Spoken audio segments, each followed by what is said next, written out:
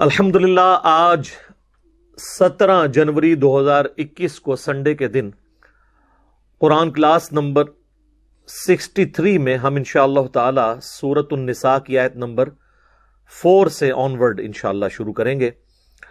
اعوذ باللہ السمیع العلیم من الشیطان الرجیم، بسم اللہ الرحمن الرحیم۔ وَآتُوا النِّسَاءَ صَدُقَاتِهِنَّ نِحْلَةً، اور عورتوں کو ان کے حق مہر خوشی خوشی ادا کیا کرو۔ چونکہ یہ سورۃ النساء ہے، عورتوں کے حقوق کے اعتبار سے ان کے ساتھ کیا ریلیشن شپ ہونا چاہیے، یہ ساری تفصیلات اس کے اندر انشاءاللہ آئیں گی۔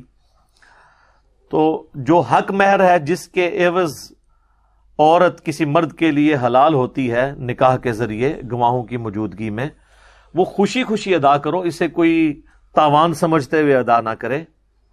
اور ہمارے ہاں تو مشہور ہے کہ 32 روپے اور 8 آنے حق مہر ہے۔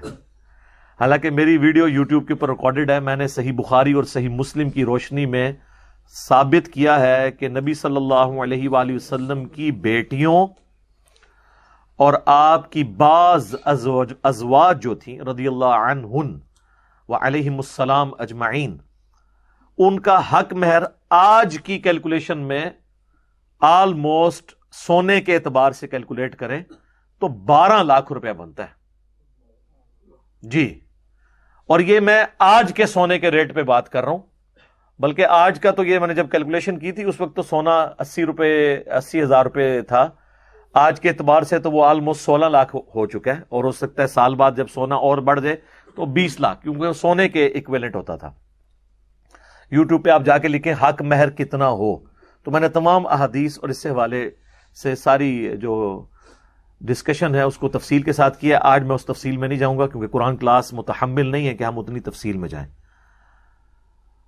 تو آپ اندازہ کریں کہ آج کل حق مہر جو ہے وہ بعض اوقات 5,000، بعض اوقات 10,000۔ ویسے یہ اچھا ہے اگر کوئی خود سے معاف کرنا چاہتا ہے اور وہ کم رکھوانا چاہتا ہے، ٹھیک ہے، لیکن یہ کہنا کہ جی ضروری کم ہو، نہیں۔ آگے چل کے آئے گا کہ اگر تم نے ڈھیروں سونا چاندی کے ڈھیر بھی اگر کسی عورت کو حق مہر میں دیے ہیں اور کل کو طلاق ہو گئی تو اس سے حق مہر واپس نہیں لو، تو یہ ڈھیروں سونا چاندی تو پھر آپ اندازہ کریں کروڑوں روپیہ بنتا ہے۔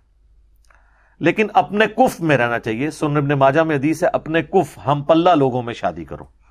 اب یہ نہیں ہے کہ ایک امیر آدمی کسی غریب خاندان میں شادی کرتا ہے، پھر وہ غریب جو ہے وہ اس سے اتنا بڑا ڈیمانڈ کرنا شروع کر دیتے ہیں، یا کوئی غریب امیر کے ہاں کرتا ہے تو وہ اب سٹیٹس کا ڈفرنس آ جائے گا۔ اور عموماً یہ ڈفرنس ہوتا بہت کم ہے، فلموں میں ہوتا ہے زیادہ تر، عام زندگی میں یہ پاسبل ہی نہیں ہے کہ کف سے یا سٹیٹس سے ہٹ کے کوئی شادی کرے۔ لیکن اگر کوئی کر لے گا اسٹیبلش ہو جائے گی، لیکن پریفریبل یہ ہے کہ اپنے ہم پلہ لوگوں میں شادی کی جائے۔ اور اسی میں امپلائڈ ہے کہ خاندان بھی کوشش کریں اپنا ہی ہو۔ خاندان سے مراد میں قریبی رشتہ دار نہیں لے رہا، یعنی اوورال اگر کوئی یعنی ارائی ہے ارائیوں میں شادی کر لے، کوئی گجر ہے وہ گجر میں کر لے، اس اعتبار سے، کیونکہ عموماً عادتیں ملتی جلتی ہوتی ہیں اور اس طریقے سے نبھنا شادی کا آسان ہو جاتا ہے۔ اب اگر کوئی یعنی پنجاب سے جا کے کے پی کے کسی علاقہ غیر سے کوئی جا کے شادی کر لیتا ہے جس کو اردو بھی نہیں آتی، تو ظاہر ہے کہ وہ پھر نبھنا اتنا آسان نہیں ہوتا، پھر عادتوں کا ماحول کا فرق ہوتا ہے، شادی اسٹیبلش ہو جائے گی۔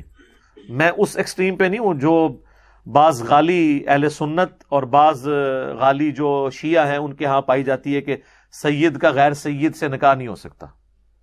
یہ بھی بالکل جعلی مسئلہ ہے، اور یہ بھی انڈیا پاکستان کا مسئلہ ہے۔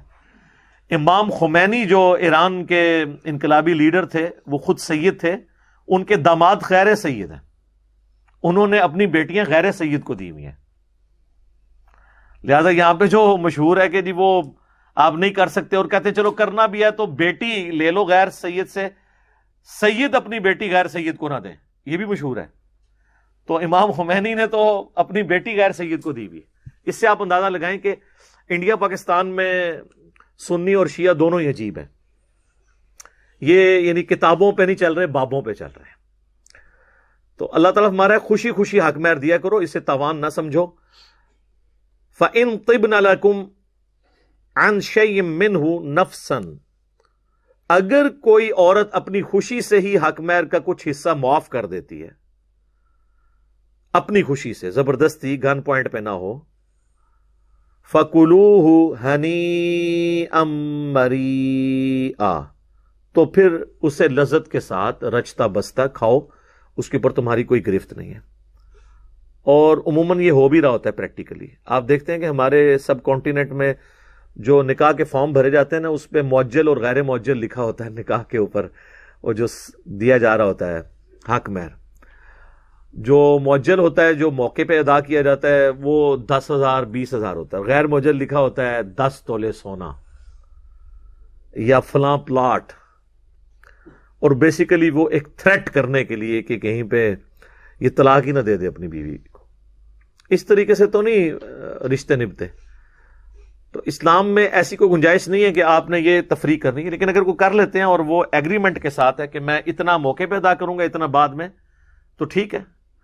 وہ عورت کا حق ہے، وہ اس طرح آپشن دے سکتی ہے کہ میں اس کے اوپر ایگری کرتی ہوں، اتنا مجھے ابھی دے دو اور باقی بعد میں. اور بعد میں اگر وہ اچھا خاوند ثابت ہوا تو ہو سکتا ہے معاف بھی کر دے کہ ٹھیک ہے جی وہ باقی معاف. لیکن ہوتا یہ ہے کہ جب وہ لڑائی جھگڑا ہوتا ہے نا، تو پھر وہ جو لکھوایا ہوتا ہے نا وہ بھی دینا پڑ جاتا ہے اور بڑی مشکل کھڑی ہو جاتی ہے. اس وقت تو کہتے ہیں جی لکھ دو، جتنا مرضی لکھ دو، لیکن بعد میں اس طرح کی صورتحال بھی بن جاتی ہے. لیکن بعض لوگ ہیں وہ کہتے ہیں کہ جی ہمیں حق مہر زیادہ لکھوا کے کیا کرنا ہے، اگر ہماری بچی کہیں بسی نہیں ہے تو ہم نے حق مہر لے کے کیا کرنا ہے. تو اس لیے ہم ایک مناسب حق مہر کے ساتھ اپنی بچی کی رشتہ کرنے کے لیے تیار ہیں. تو یہ پریفریبل چیز ہے. اور جہاں پر جہیز کے اوپر بات کی جاتی ہے نا کہ جی جہیز جو ہے وہ نہ لیا جائے، یہ بہت بڑا ظلم ہے عورت والوں کے اوپر، وہاں پہ یہ بھی یعنی اس اعتبار سے ڈسکشن میں آتی ہے چیز کہ جی عورت جو ہے نا وہ حق مہر کم لکھوائے، یہ مرد والوں کے اوپر ظلم ہے. حالانکہ یہ ظلم والا معاملہ نہیں ہے. جہیز کی ڈیمانڈ کرنا یہ تو لعنت ہے. لیکن اگر کوئی باپ اپنی خوشی سے اپنی بچی کو کوئی چیز گفٹ کرنا چاہتا ہے اور وہ بیٹی بھی لینے کے اوپر راضی ہے تو اس کے اوپر کوئی گرفت نہیں ہے. جہیز کی ڈیمانڈ لعنت ہے.